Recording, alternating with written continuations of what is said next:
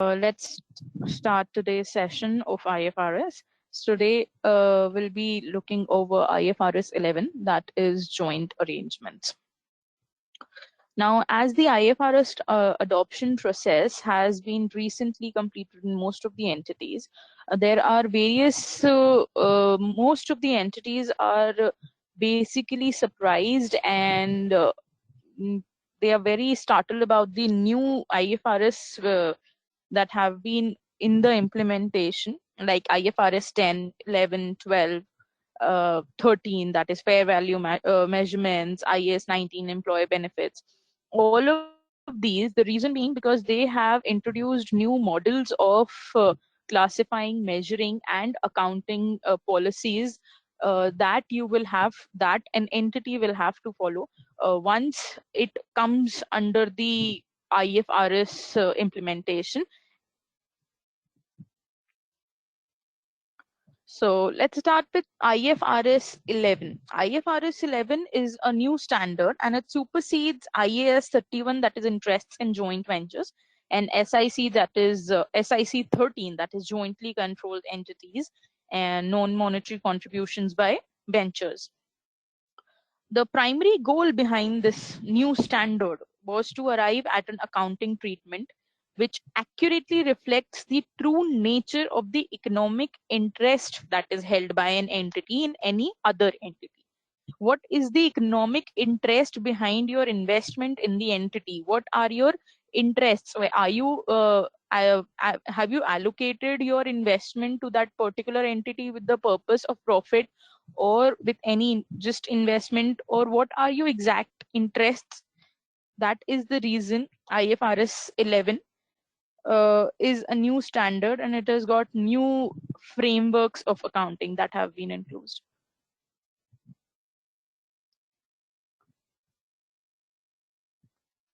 Just a moment.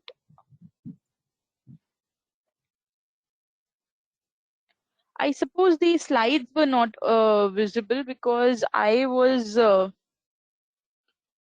still on the overview slide, but it wasn't visible to you people.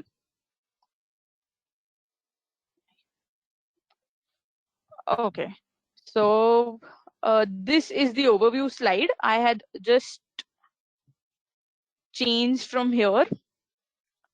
This was the second slide, and this is the overview slide which I was on, because I was just talking about the accounting standard, that is IFRS 11 joint arrangements, and its basic purpose for introduction in our framework. The reason being, it helps. Now the standard is more focused on the interests, that is the economic interests of the entity when they are investing, or they are jointly operating, or they have an interest in some other entity. The existing policy choice under IAS 31 for jointly controlled entities is replaced by a requirement to account for an interest depending on the nature of your rights and obligations under a joint arrangement. So this principle-based approach actually under IFRS 11 seeks to provide the investors with greater clarity about an entity's involvement in a joint arrangement. Why is an entity involved in a joint arrangement?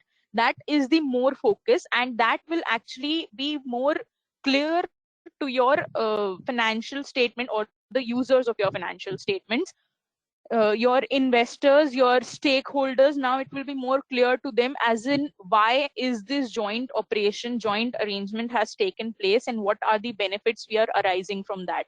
So if you could just see over the past few IFRSs, or the IFRSs which we have taken, this shift has been switched. There has been a shift in the focus as per what are you actually letting your stakeholders or the users of your financial statements know, as in why is an entity doing it. Now the shift has been shifted upon the approach where you are liable, you should have a reasonable explanation for every major step that you take in a company to your stakeholders. Now it has been become more transparent, and now it is more easily adjustable in the way that my stakeholders can really now get into, as in why is this thing happening with the company, what are the benefits I am arising, as in, or the what are the liabilities we are just passing on. Now so in the clear form of joint arrangements in IFRS 11, they have just superseded the existing arrangement IAS or SICs, in the way that now there are only two forms of joint arrangement. That one is joint operations and the other is joint venture. Now there are two types of joint arrangements, and nothing as in proportionate or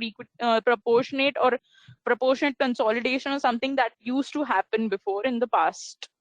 Now there are only two types of arrangements: joint operations and joint ventures.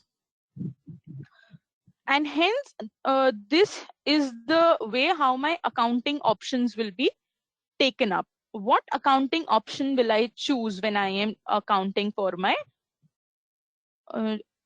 this joint arrangements?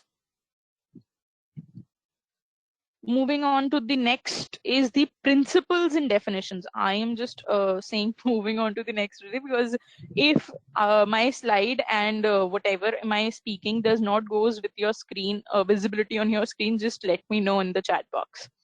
Yes, so we've just moved on to the principles and definitions. So let's start with the principle, as in what is the base for coming out with a new standard. Now the core principle of IFRS 11 is that any party who is a party or to the contracts of the joint arrangement, who is a party to the joint arrangement, will now have to determine what is the type of the joint arrangement I am entering into. What are the rights and obligations that I am being passed on in that joint arrangement, or am I just there for the basis net asset allocation that is usually done in an investment kind of a thing.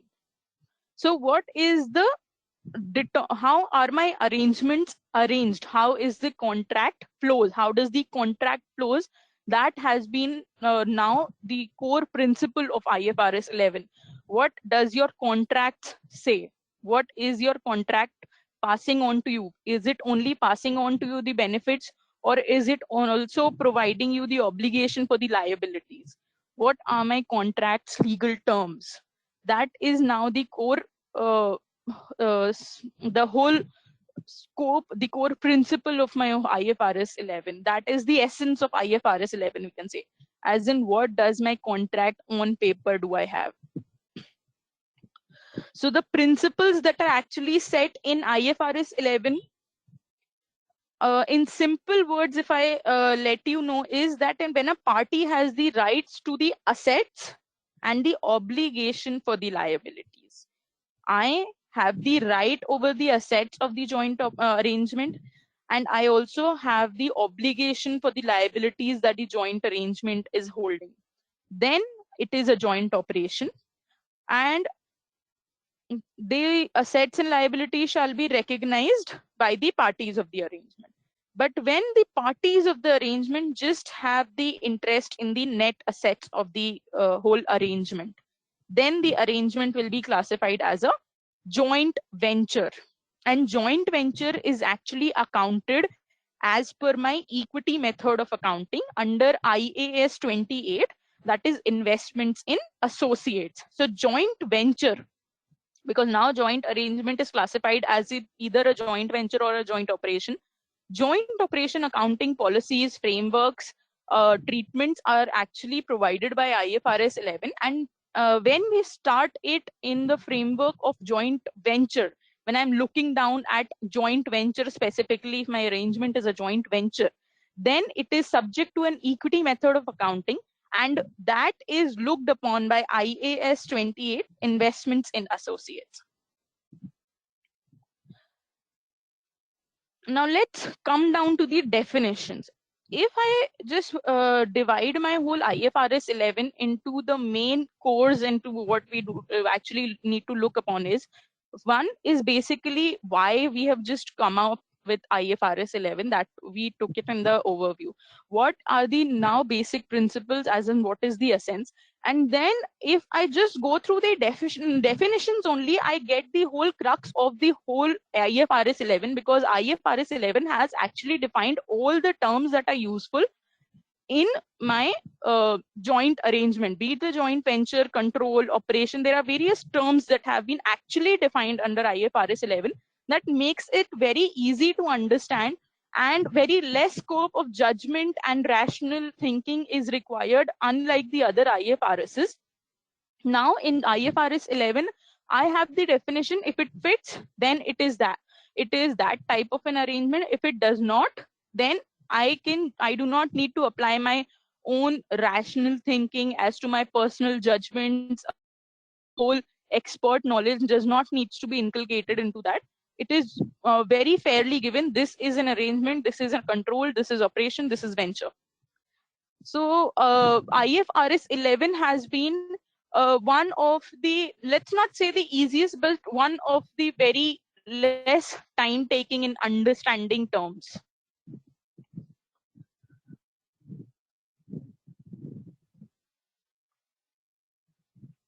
So let's start with joint arrangement, the main IFRS 11 term, joint arrangement. Joint arrangement are basically the arrangements which are subject to joint control of two or more parties. That kind of an arrangement is actually known as joint arrangement.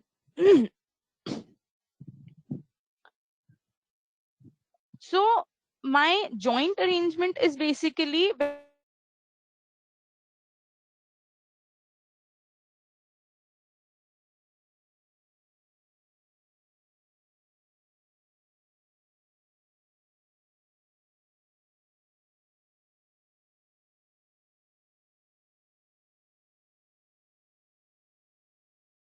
it is not within the scope of an IFRS.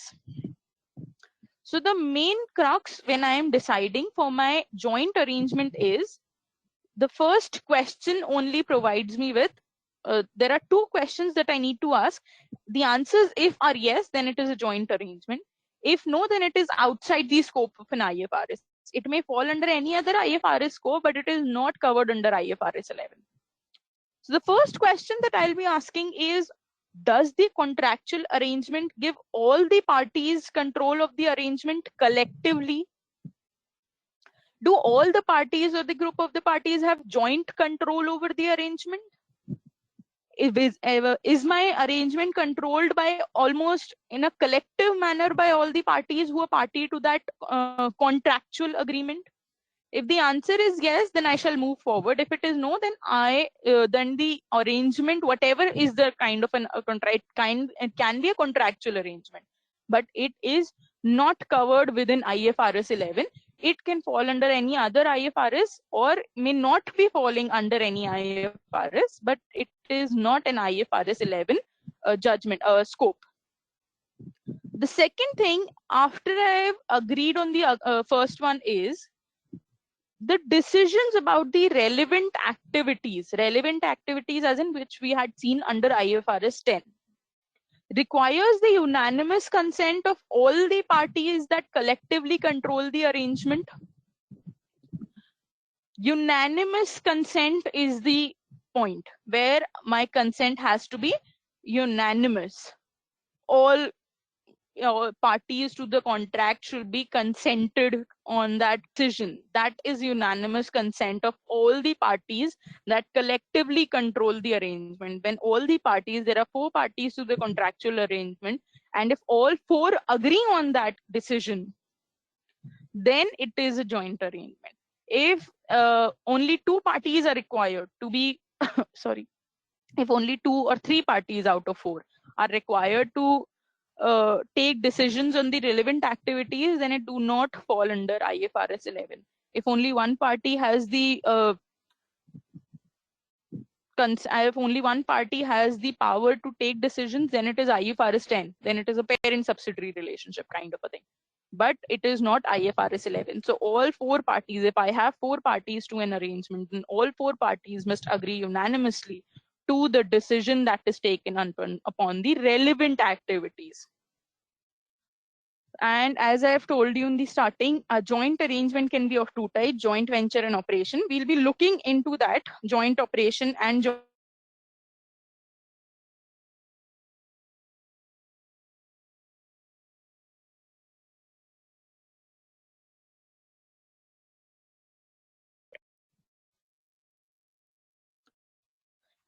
these are looking classifies joint arrangement in the two bases, that is joint operation or venture, on the basis of the rights and obligation basis. Rights and right of the assets, obligation for the liabilities. On this basis, we have actually divided joint arrangements into joint operation or a joint venture.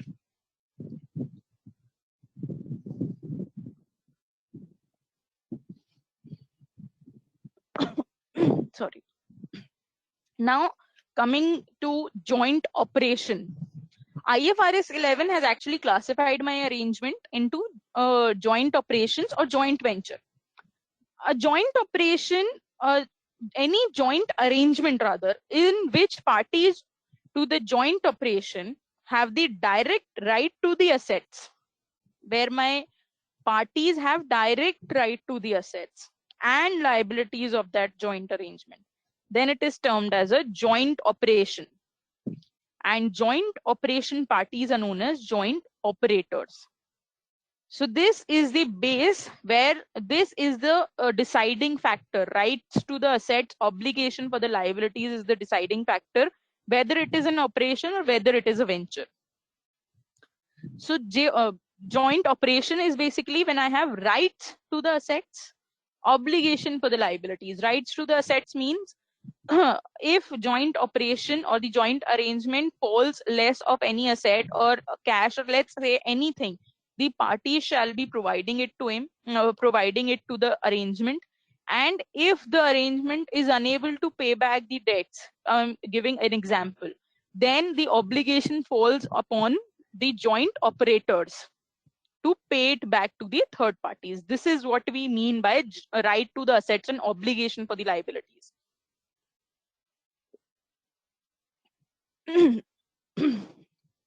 Now, joint venture, when we are talking about joint arrangement in which parties to the joint arrangement have the right to the net assets of the joint arrangement, is termed as a joint venture. And of course, the parties are joint venturers. Joint arrangements only have the right, joint venturers only have the right to the net assets of the arrangement. Net assets as in whatever is left at the end of all my adding, subtracting, let's say for the technical people, the whatever is left at the end after distributing and doing everything, assets and liabilities into consideration and everything, after what is left, that amount is attributed to the joint venturers. Only that. Joint venturers do not have any rights to the assets, any obligation or something like that. Only whatever is left is distributed, attributed in the terms of your shares or party or whatever kind of arrangement kind of that you have, in whatever ratio, that will be attributed to the venturers at the end of the term, that at the end of my reporting period, or whatever is the contractual terms agrees to that. If it is a 2 months or 6 months, or however it is your contractual agreement terms it to be.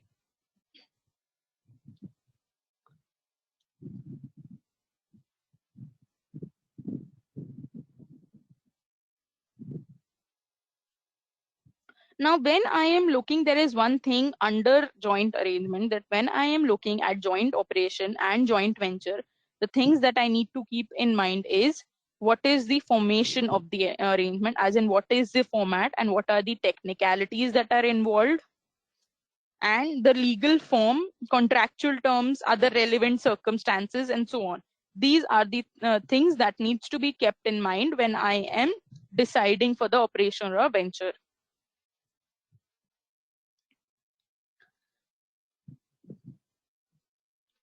we've seen joint arrangements. The other key term, as we have seen under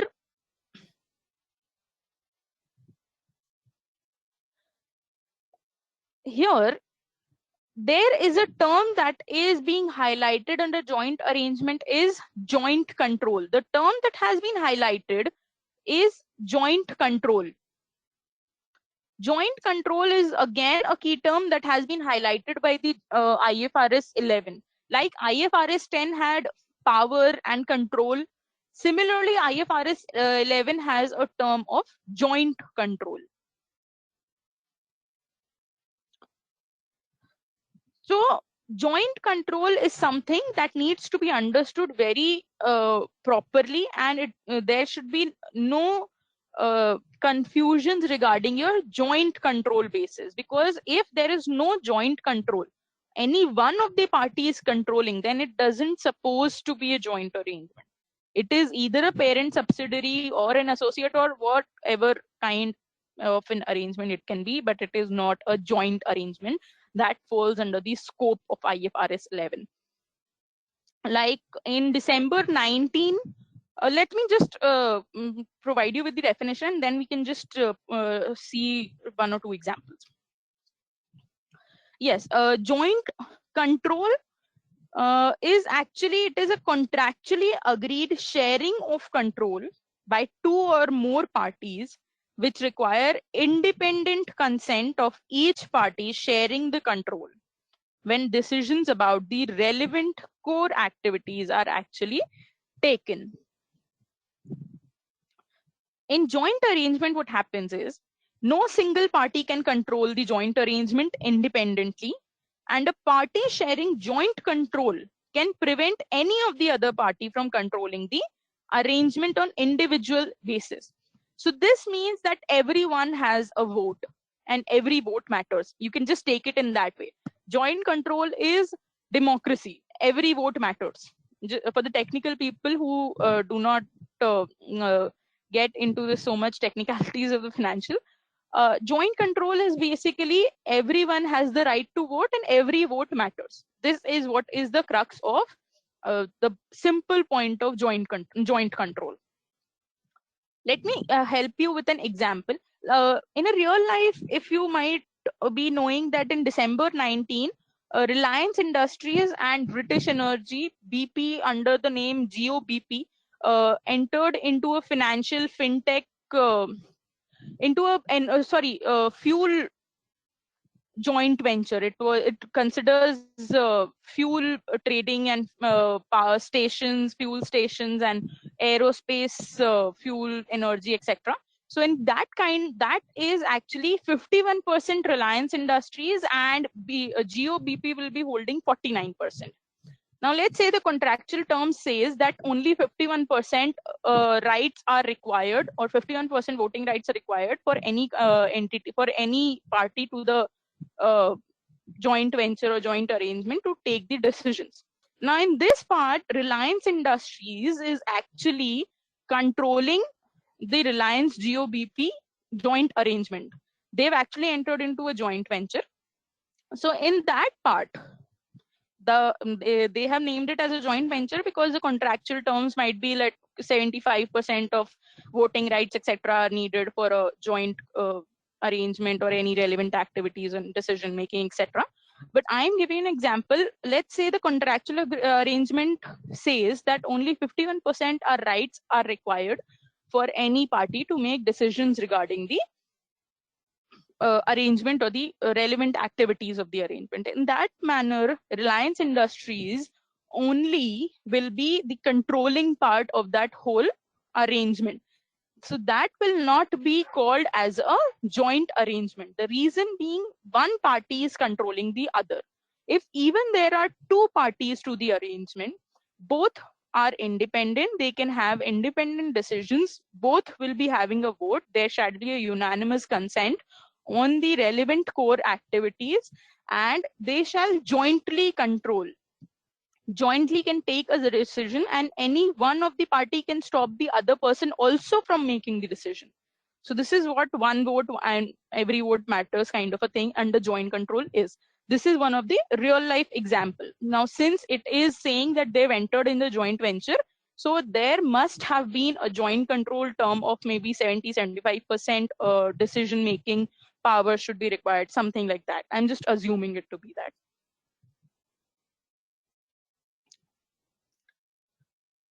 Now, this is a simple example. Now, there are three parties that establish an arrangement in which entity, just a moment, in which entity A has 50% of voting rights, entity B has 30% of the voting rights, and entity C has 20% of the voting rights in the arrangement. Now, the contractual arrangement specifies that at least 75% of the voting rights are required to make decisions about the relevant activities, or 75% of my voting rights are basically needed to exercise the control over the arrangement.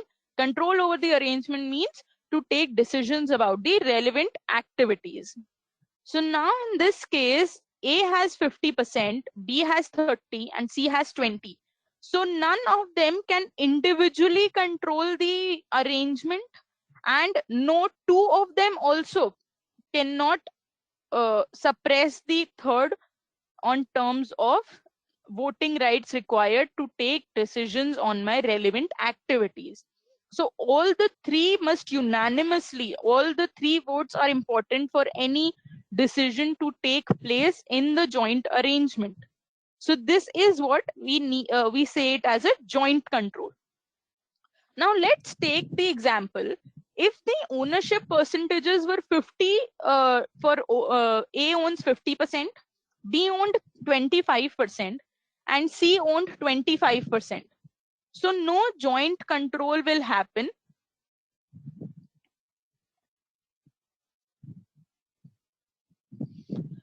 The reason being, there will be no contractually agreeing. The reason being, B and C and A, all of them, A will be equal to B and C. Now here no one is equal to the other.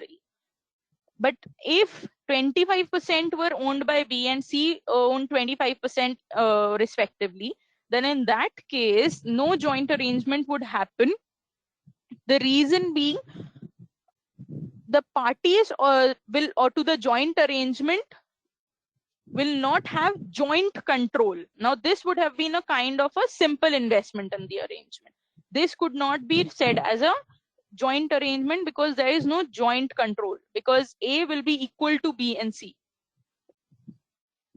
So any one would be on the higher side, because A plus C can take a decision and they can suppress B. Similarly, A and B can take a decision and suppress C. So in that manner, C's vote or B's vote is getting is going unjudged. This is the whole scenario of joint control. Now we'll be looking at, of course, we have seen as joint venturers, the party to the joint venture are joint venturers. And who are the parties to the joint arrangement? Joint arrangement, of course, we have seen can be of two types: joint operations and joint venture. But party to the joint arrangement are all those entities who jointly control the arrangement. Now, IFRS 11 has come up with joint arrangements through separate vehicle. Joint arrangement through separate vehicles mean there is a new identifiable financial structure that has come up into existence, through which the joint arrangement is taken place. Instead of just getting into a contract, I have given the contract a legal form. That is a separate entity. I have given it a separate legal entity to that specific contract. So the separate vehicle that is introduced under IFRS 11 is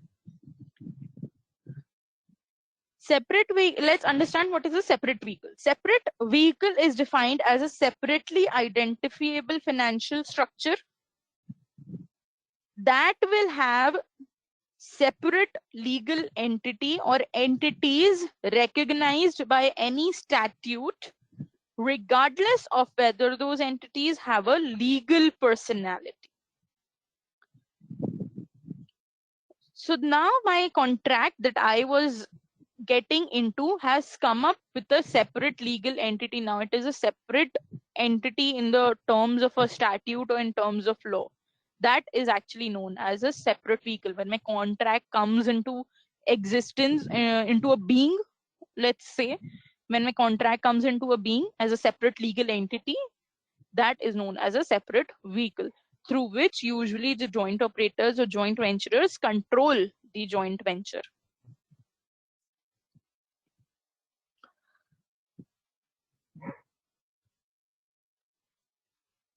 Now, how am I going to decide as in joint arrangement through separate vehicle is a joint venture or a joint operation?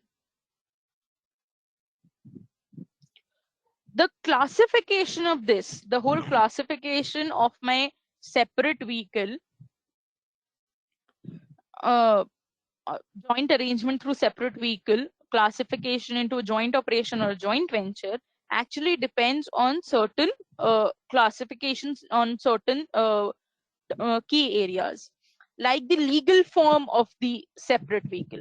Now, for example, the parties might conduct the joint arrangement through a separate vehicle whose legal form causes the separate vehicle to be considered in its own. That is, the assets and liabilities are actually held by the separate vehicle on its own. They are not being passed to the parties of the joint arrangement.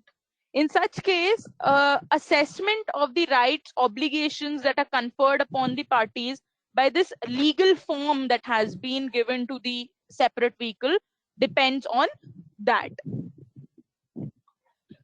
Equally important are the terms that are agreed by the parties to the contractual arrangement.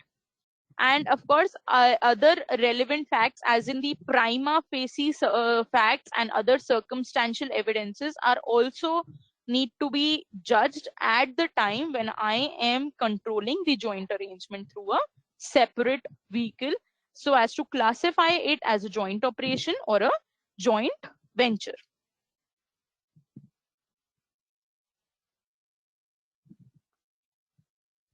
So when I am controlling the joint arrangement through a separate vehicle,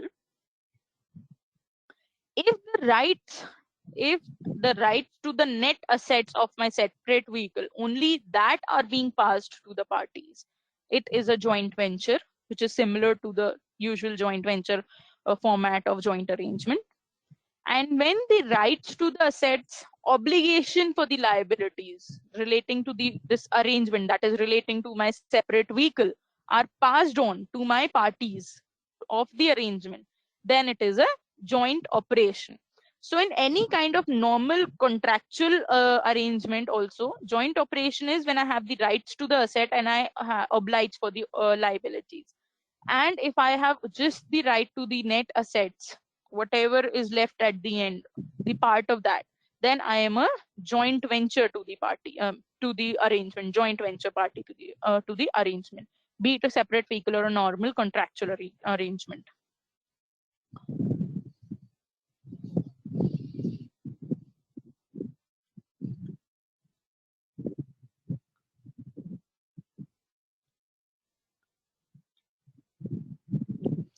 So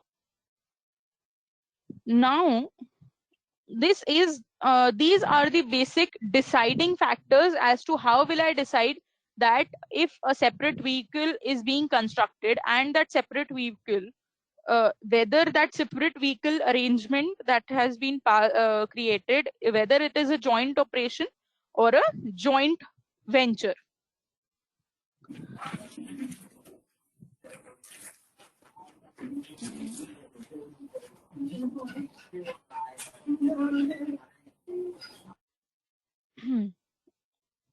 Thank you. Yes, so I shall continue.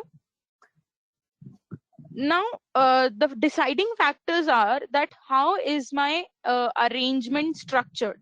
If my arrangement is structured through a separate vehicle, uh, a separate vehicle is there, then it is a joint venture. Otherwise, it is a joint operation.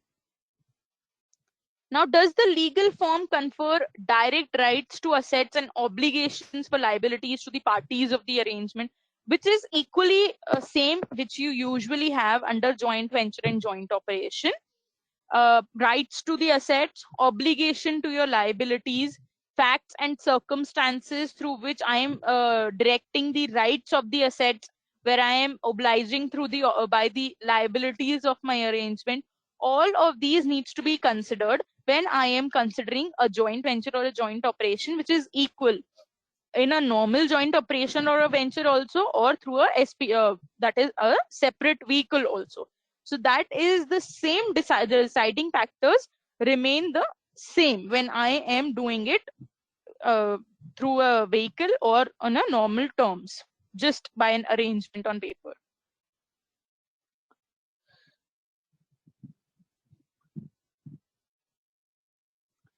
Now let's come down to the accounting part.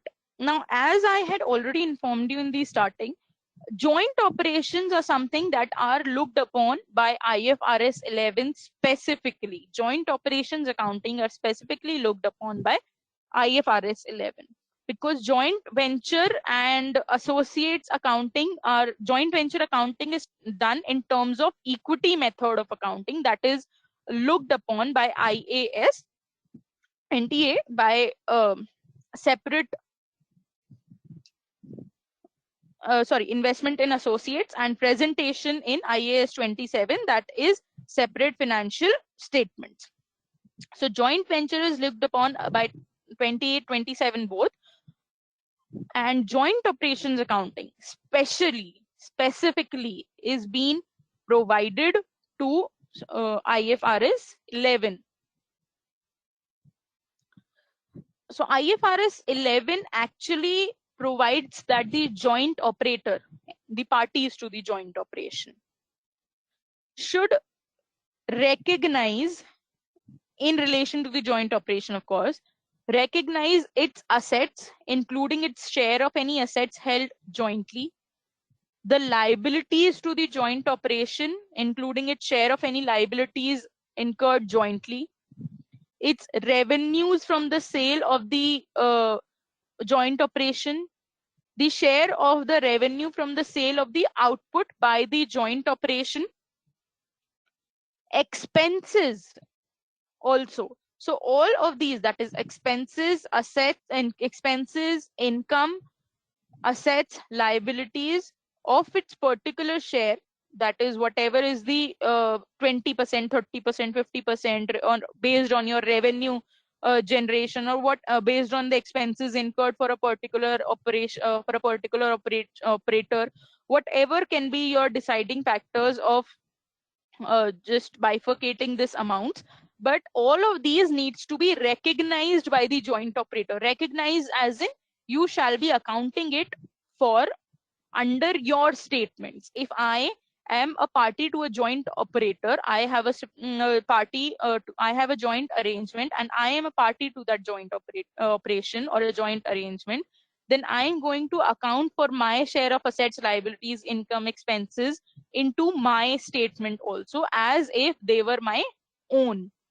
And just as if they were my own is my way of explaining. This is not the IFRS paragraph 20, IFRS 11 paragraph 20 thing, but these is what is provided under paragraph 20 of IFRS 11, and all these needs to be accounted for by the joint operators under the joint arrangement for joint operations, not joint venture, because joint venture is looked upon by IAS 28, all that is the equity method of accounting. Now there is one thing, that accounting for this joint operation, as it is looking very simple, just you need to account for your share into your statement. it is a bit different from simply just applying a specified percentage to all the items reported by an under the joint operation. It may happen that there are assets and revenues that the joint operator will fully include in its financial statement, that will be exactly provided under the contractual arrangement, the whatever your contract says, or the legal entity, the separate legal entity that have come into existence says. And it may happen that some of the item which are a part of the joint operation but do not form a part of the joint operator's financial statement, they may also happen, but that is expressly provided under the contract, and those adjustments shall be given effect to when you are providing the accounting. So you do not blindly just apply the shares of the assets, liabilities, and revenues, income, and expenses in your financial statements. You shall be looking at the bigger picture in terms of your contractual arrangements, as in what is your contract says.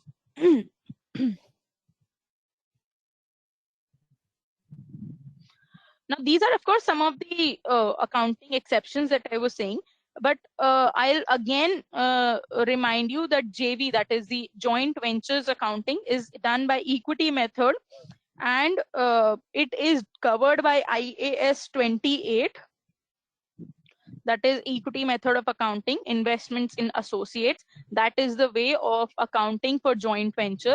I'll just provide you people with an overview. The joint venture actually provides for that whenever you enter into a joint venture, whatever is the cost that you've paid for your investment into the arrangement, and the whatever is the net asset value of that particular investment.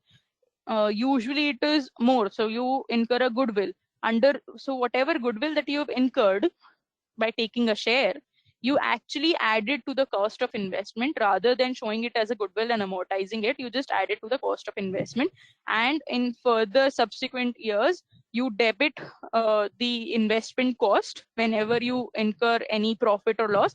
Let's say I've incurred a profit, I debit my investment and credit the P&L with the amount that I have incurred from the joint venture that has been appropriated to me. So this is the base for equity method accounting. Of course, we'll be looking into it by when we will be covering IAS 28. Joint operations accounting is something that is specifically provided for under IFRS 11. IAS 28 covers JV. I provided you with an overview, the base of what IAS 28 equity method accounting does. We'll be looking into it deeper when we take IAS 28 sessions. Now, there are certain points to remember when you are accounting for under joint operations.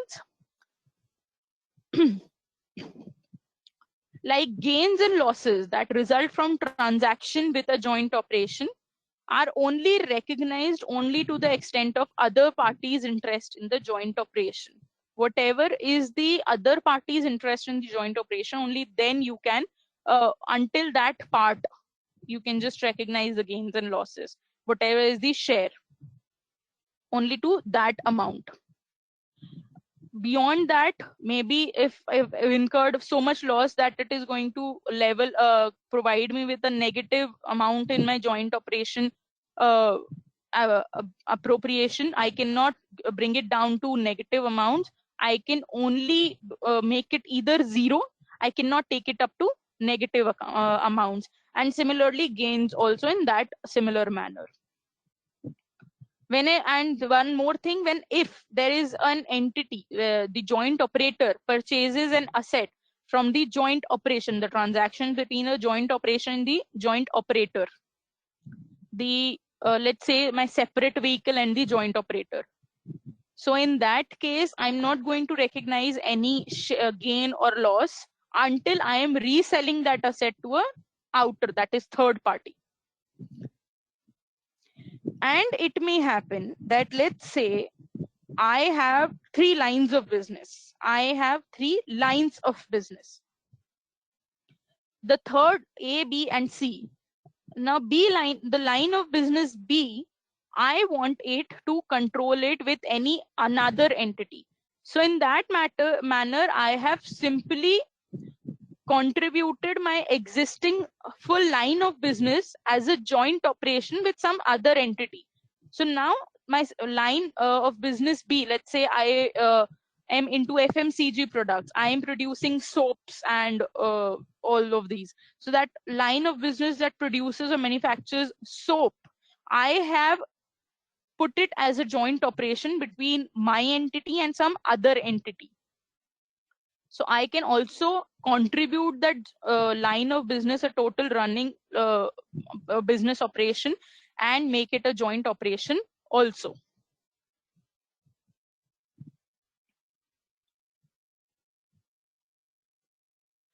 Now let's come down to the Excel examples.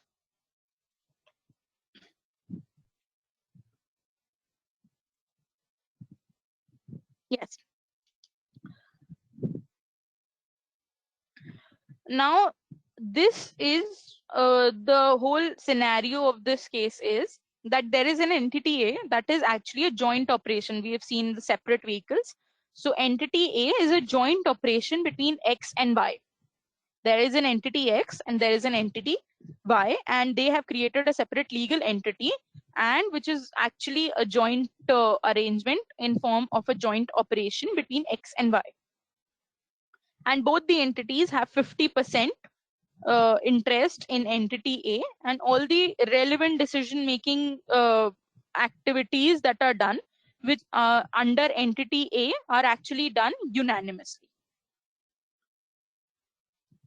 Basically, entity X and Y are competitors in one business. So they have just incorporated entity A so that they can just optimize their expenses relating to the repairs and maintenance of their business. Whatever their business requires repairs and maintenance, so that part is done under entity A. They have created a single entity as in a joint operation for that. It is kind of a repair, maintenance, servicing kind of an entity that is given an effect, that is entity A. So let's say it is a servicing entity. Entity A is providing service to entity Y and entity X both, and to certain third parties also, but only when we entity A does not have any work related to entity X and Y, and in its free time lapse, it provides services to the third party also, which is just incidental and immaterial when we are counting for the financial positions.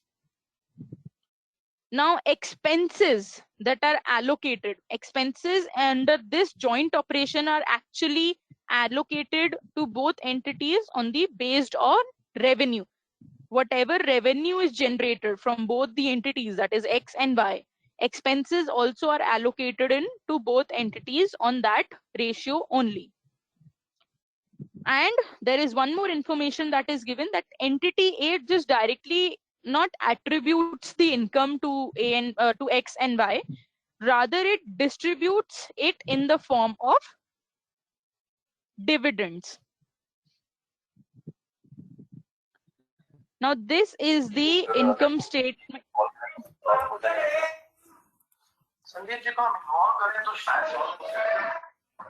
I would really request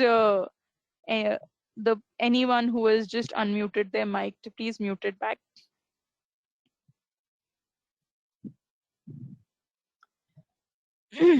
Yes. So we were on, yes, this is the income statement of revenue or income statement rather of entity A, which provides us that revenue that has been generated from entity X is this, that this is the amount of services that has been provided to entity X. These are the amount of services that have been provided for entity Y. Now expenses have been automatically allocated in terms of servicing, as in the labor, the spare parts, other direct expenses allocation has been done by entity A in manner of X and Y only. And then there are certain general administrative expenses. So these are actually not allocated because these are general in the usual terms of business that they incur. which are not directly allocated at the time of incurring them.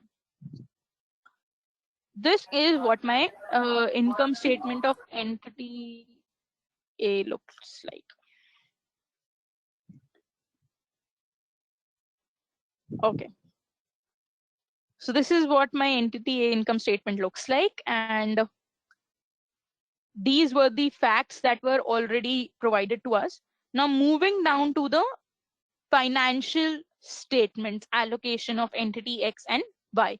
Now, since both have equal stake in the company, so the presentation of X and Y and allocation of the amounts in X and Y will be almost will be same. Just there will be the changes in the value. So entity X at the initial recognition stage, when let's say in the full period of time, which was happening the full reporting period in the year that happened, there were invoices that came from entity A which were recorded, and dividends from entity A were recorded. Now it is actually a joint operation. So now when you are you've entered in a joint operation, you get rights to the assets and obligation to the liabilities, which is almost only to the extent of your share. Now, which actually means that you have 50%, like here entity X and Y. What is happening?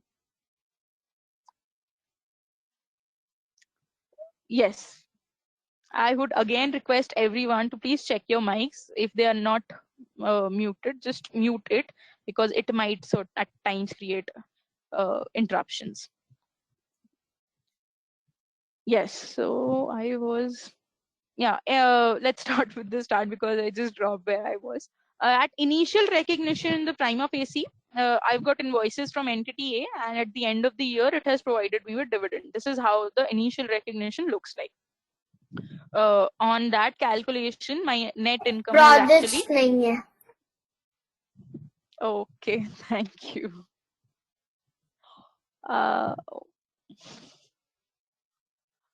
I am again requesting everyone to please mute your mics, because it is creating a small interruptions between the session.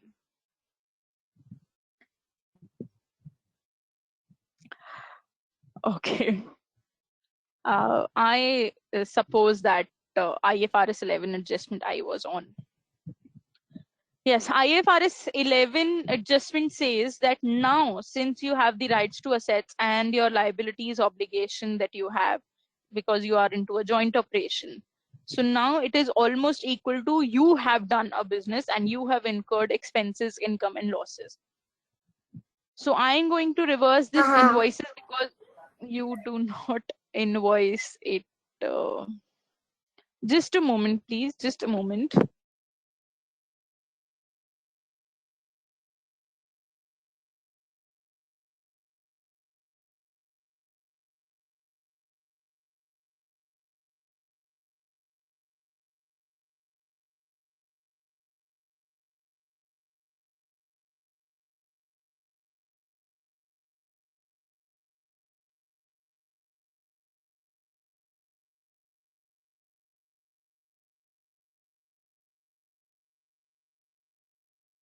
Yes.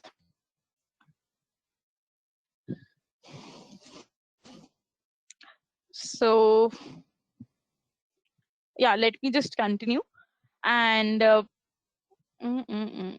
yes, now when I am actually accounting for IFRS 11 joint operations, it is equivalent to when you are accounting for your own business.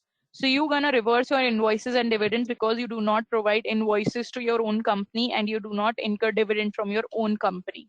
First of all, only thing that you're gonna do is just provide for the expenses in your P&L as they have been allocated to you in terms of direct expenses and indirect expenses, and incur whatever is the amount. Now, when you see here at initial recognition, it is 97 loss that I am incurring.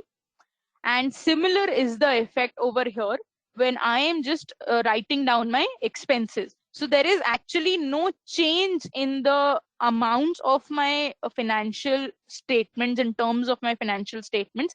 There is just a change in the presentation. I have just shifted the presentation way. There is actually no change out here.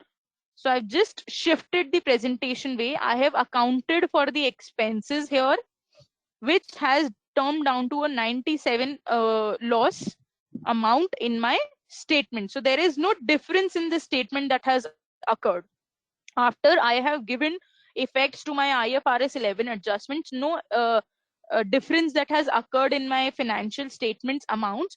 Only the presentation view has changed. Before, I was incurring an invoice from an entity, and that entity provided me a dividend, which the netted effect was 97 loss. In IFRS 11 accounting, I am providing for the expenses. The reason I am providing for the expenses is because I am a party to a joint operation where I have the rights to the assets and obligation to the liabilities. I might have got the assets and liabilities in of my share. That is, entity X might have accounted for the assets and liabilities up to 50% of entity A in their statements. So now I am only going to express expenses. I'm going to account just for the expenses in my statements. As you can see, there is no difference between the netted effect that is coming up.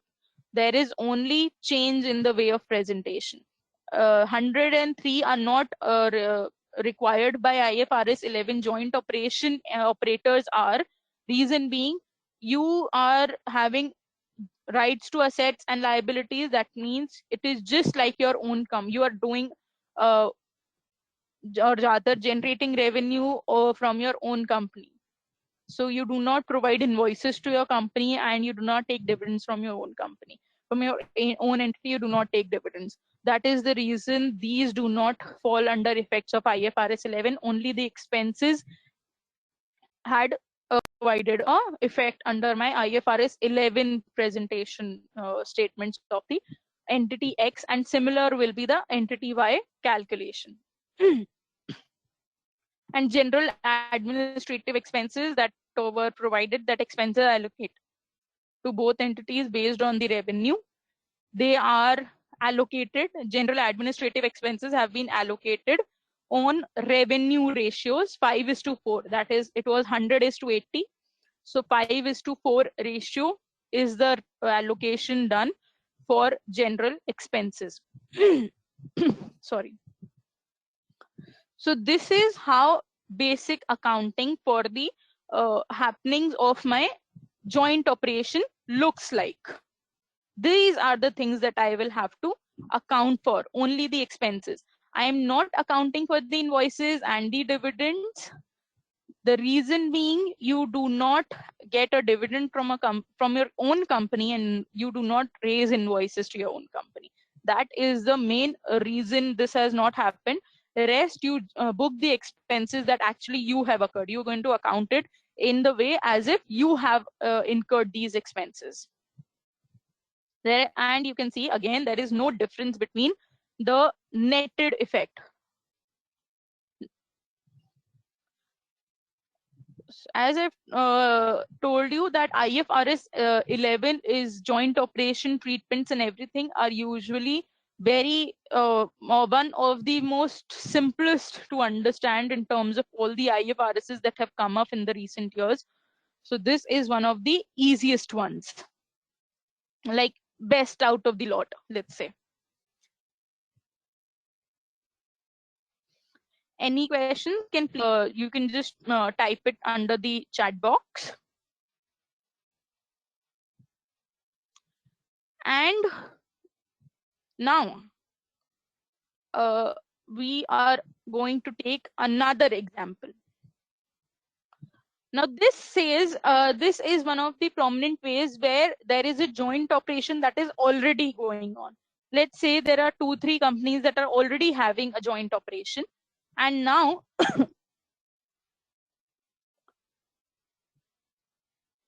yes, okay. And now there are 2-3 companies to the joint operation. There is a new company that has come up to be a party to the operation, joint operation. So this is when a party comes into a middle, or when interest is acquired in a joint operation. You're not forming a joint operation. You're not forming a separate vehicle. You're becoming a party to the operation. You're just becoming to an existing joint operation. So in that manner, how are you going to account for the interest acquisition in terms of your joint operation, acquisition of the interest? So this case is where company A, B, and C have joint control of joint operation D, whose activity constitutes a business. Now, activity constitutes a business is provided under IFRS 3, that is business combinations, which we have seen. Company E, now there is a company E that acquires A's share.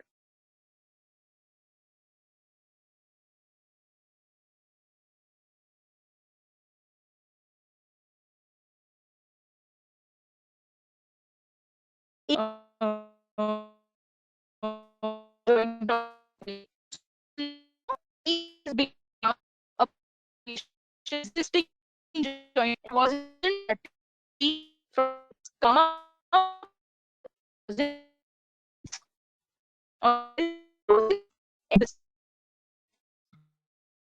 party to the operation since the starting. Now E has acquired A's share. And to acquire that share, E has paid $300 and have actually incurred a cost of $50. That is acquisition related costs. Contractual arrangement between these parties that company E joined as a part of the acquisition establishes. Now, this is a part of the contractual arrangement. This is what I was saying, that if you have a 40, 30, 20, whatever is the percentage in a joint operation, doesn't really mean that you're going to have the same share in the assets, liabilities, revenues, incomes, and losses. That share can always change depending on the legal form and the contractual arrangement, the terms of your contract.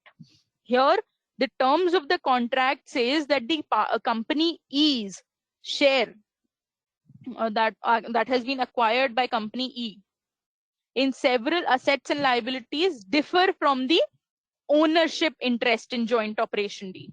Now, there is a difference between the joint operation, difference between the ownership interest of E than what it has in operation D and what it has in under assets and liabilities.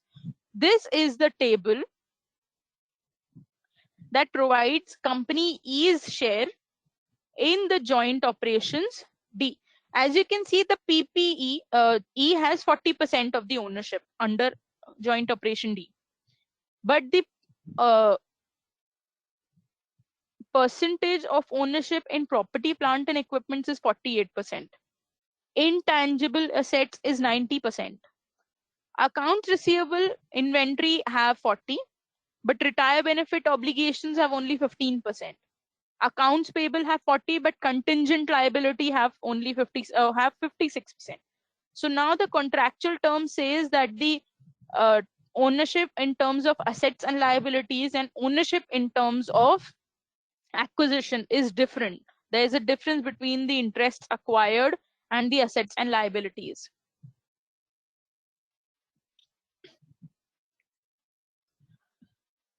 And here is the fair value on the acquisition date. Whenever acquisition happens, fair value of that date is taken into account for further accounting between the acquisition parties. Fair value of company D, that is entity D's assets and liabilities, are this. These are the fair value amounts that has been given, and on that day the net assets were 435.70. It amounted to 435.70. Now, as you can see, E's share have been allocated at the date of acquisition in D. So these are the amount that E is going to recognize in its own statement at the time of acquiring joint operation D's shares on the fair value. This is what E is going to account for at the time of acquisition in its own financial statements. The amounts of property, plant and equipments by 138, intangible assets 72, accounts receivable 84, and so on and so forth. These have been actually calculated. As you can see, the calculation is done, value from here, and whatever percentage was specified in this table have been taken into account. This comes down to net assets of 228. So the actual value of the net assets on the date of acquisition, which actually D incurred, was 228.03, and at the time of acquisition, the consideration that was paid was 300. So that amount, which is in excess, is actually the goodwill. Goodwill will be allocated the amount of the consideration. So the excess of the consideration that is actually transferred over the amount allocated to companies each share is the on the in the net identifiable assets will be recognized as goodwill. And the $50 acquisition cost will be accounted for in the P&L of company E only, because that has been acquired, that is the acquisition cost incurred by company E specifically. So that is what acquisition, when you acquire a running operation, that is a joint operation, when you get an acquisition in the running operation, this is how you account for the amounts for the running operation acquisition interest when you acquire the interest in a running acquisition.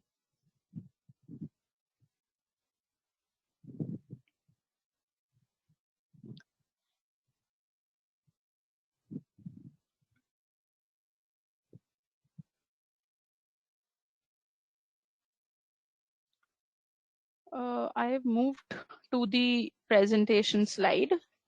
So in case if it is not visible, can please inform me if it is not visible.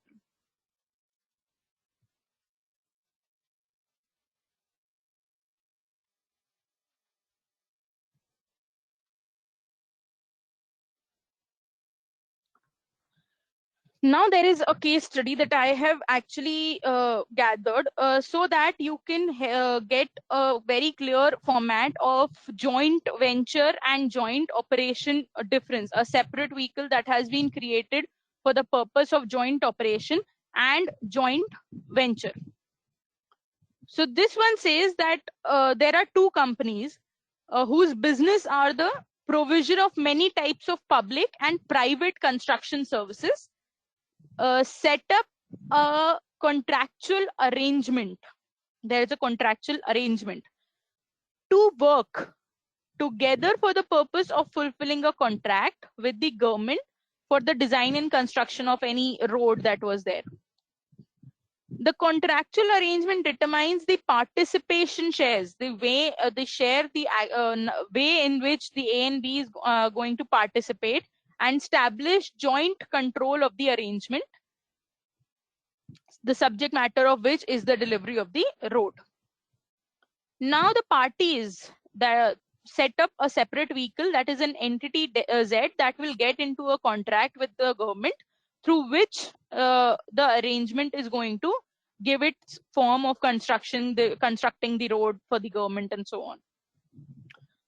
Now the two companies, both the companies, that is entity whoever let's say A and B of A and B, have the rights to the assets and obligation for the liabilities of entity Z. They have rights to the assets and uh, obligation for whatever the liabilities of entity Z.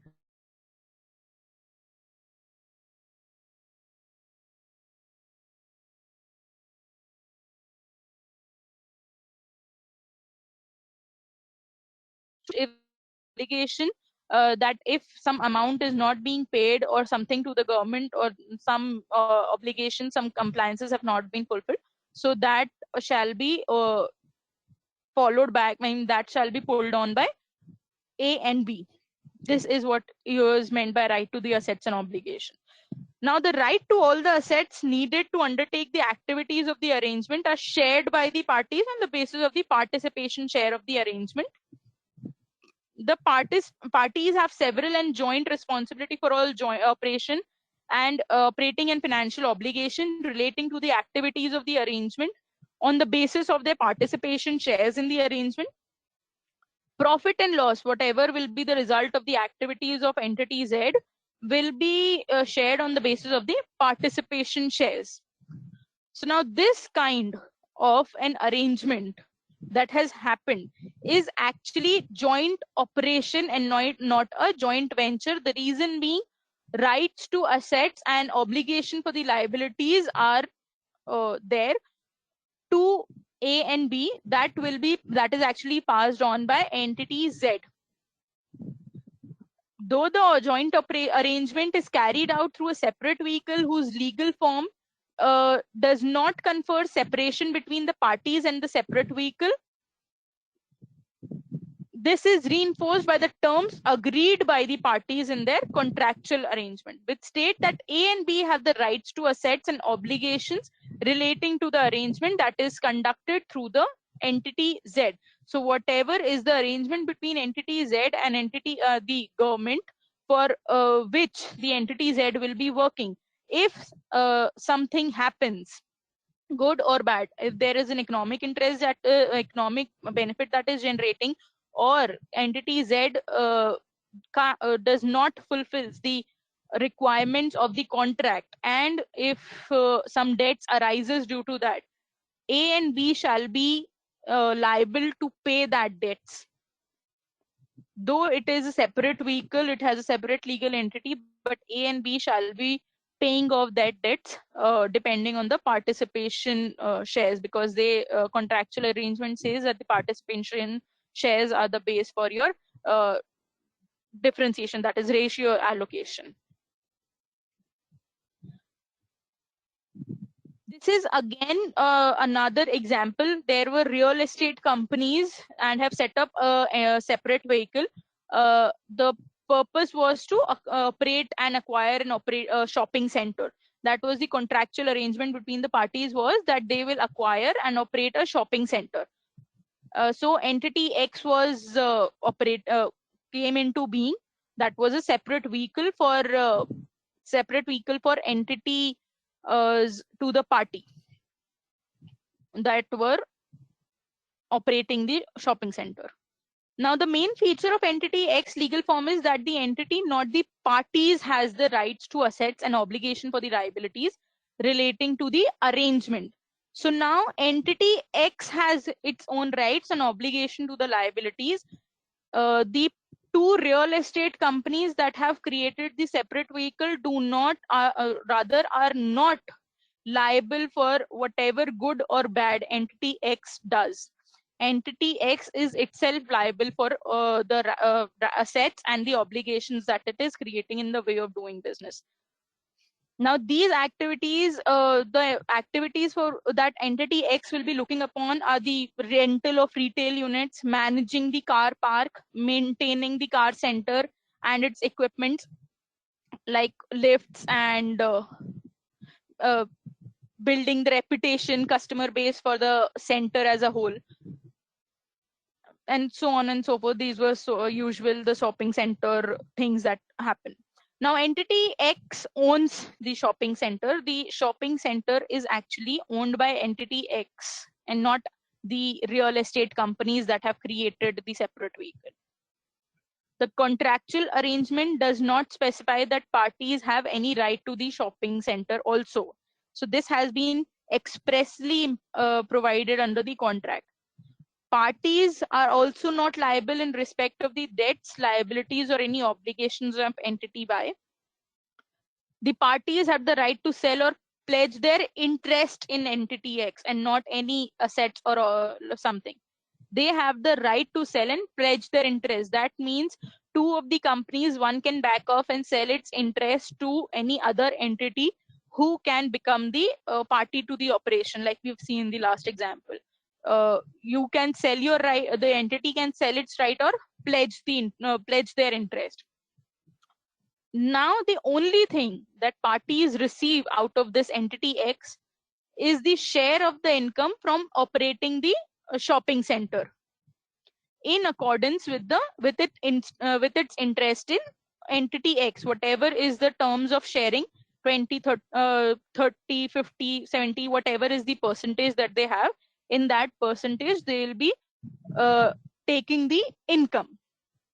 Now, this kind of a joint arrangement is actually a joint venture, with the parties recognizing the rights to the net assets of the entity X as investment and account for them only using the equity method.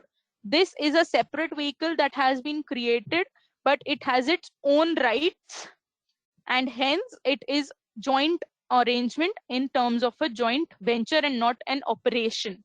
The real estate companies cannot account for shopping center as an asset in their own financial statement, as it is a property which is owned by entity X. Now anything that happens between entity X and the real estate companies is looked upon as in a transaction that is happening between two different companies. So that means that I have certain percent of share in a company, and at the end of the year I receive a dividend for whatever is the profit or loss, if it occurs. Whatever is the net income that the company is having, I am going to receive a share of that. That is it. Now there is nothing else that is going to be attributed, neither the income individually, nor the expenses, nor the assets, nor the liabilities. Everything will be belonging to entity X. I will only be getting the part of the net income after the expenses have been allocated, incomes have been incurred, revenues has been generated, everything has been done. After that, whatever is the net income, I am going to get a part of that. That is what is done in equity method of accounting. So let's say now, many of you must have heard that Facebook have acquired a part of certain percentage under Jio. Now in that case, I suppose, if I'm not wrong, it is something amounting to 8-9%. So in that case, that is actually you have just acquired. I am not saying in terms of joint control, because now Facebook cannot control Jio because it only has 9%. But if it was a joint venture, Facebook would have got only the percent of the net income. Let's say it was 60% or 70%, whatever is the amount, 30, 20%, whatever is the amount, is will be the net income will be attributed to Facebook for that percentage at the end of the day. Facebook will not be claiming the assets, liabilities, incomes, and expenses of Jio platform. So this I've just brought to you with an example of how it is done. What is the joint venture, joint operation separation? This was the base of joint operation, joint venture separation. Under joint venture, you account for equity method of accounting, which is actually very simple. You only account for whatever income that you get. You do not account for the assets, liabilities, amortization of that, expenses incurred, and all of that. So this I have got with joint operation, joint venture. This was all that could be provided, because as I've told you, IFRS 11 is one of the easiest of the lot of all the IFRSs. It has got a very simple ways of accounting. Everything is provided. Not much judgment and management efforts are required out here. So thank you. And if in case of any questions in IFRS 11, if there are, can of course be forwarded to support@bisvsolutions.com. And today's session slides, XLF will be available with Mohit, can be taken from there. And tomorrow, of course, we'll be looking at IFRS 13. Thank you. And I hope everyone stays well, stay healthy, stay isolated, take care of yourselves and your loved ones. Thank you very much.